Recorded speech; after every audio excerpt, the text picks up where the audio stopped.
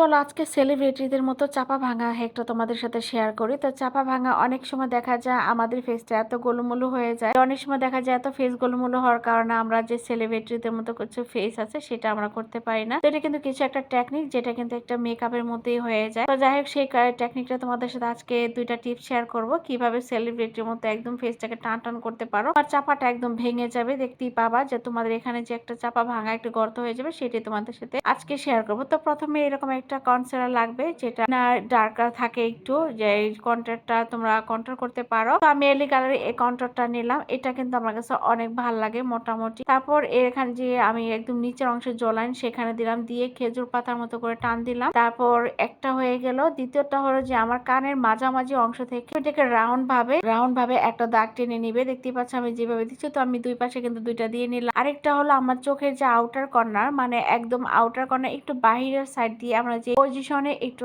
Eyeliner apply করি তার একটু নিচের অংশ থেকে একদম উপরের দিকে আড়াআড়ি ভাবে শুধু একটা দাগ টেনে দিবা। তো দেখো আমি কিন্তু দুই পাশে দুইটা এইভাবে দাগ টেনে দিয়েছি। এইভাবে দেওয়ার পরে এটা এইভাবে দুইটা দুইটা দাগ দিয়ে এরকম একটা ব্রাশ নেবা হাতে, সেই ব্রাশটা দিয়ে এটা একটু টেকনিক, মানে কিছু কিছু টেকনিক কিন্তু অবশ্যই থাকে ট্রিক্স। এটা আমি যেভাবে তোমাদেরকে ব্রাশ দিয়ে দাগ টেনে দেখালাম সেম এইভাবে আস্তে করে উপরের দিকে টান দেবা। হ্যাঁ, কখনো কিন্তু এলোপাতারি ভাবে ইচ্ছা মতো টানবা না, ইচ্ছা মতো টানলে তোমার প্রোডাক্ট এখান থেকে সরে যাবে আর দেখতে অন্যরকম দেখা যাবে। তখন তোমার টান টান যে ফেস সেই ফেসটা কিন্তু আসবে না, তখন জিনিসটা ছড়ে যাবে। তারপর আমি চোখের দুই পাশে যে দাগ দিয়েছিলাম সেই দুইটা দাগটাকে আমি এখন উপরের দিকে খাড়া খাড়া ভাবে টান দিয়ে ফেললাম। দেখতেই পাচ্ছ, দেখার পরে আমার কাছে এটা কিন্তু মনে হচ্ছে উপরের দিকটা একটা টান টান ফেস হয়ে গেছে। এখন আমি নিচের যে অংশগুলোতে আমি চাপা ভাঙবো সেই জায়গাটুকুতে আমি সেই ব্রাশটা দিয়ে আস্তে আস্তে করে উপরের দিকে টেনে সেম ভাবে, মানে উপর থেকে নিচে, নিচে থেকে উপরের দিকে আস্তে আস্তে আলতো ভাবে টেনে উঠাচ্ছি। এটা কিন্তু কখনো আমি নিচের দিকে এলোমেলো করে আমি ব্রাশ করছি না, তাহলে কিন্তু তোমার এই ফেসটা কিন্তু বোঝা যাবে না যে তুমি এটা চাপা ভেঙেছো। তারপর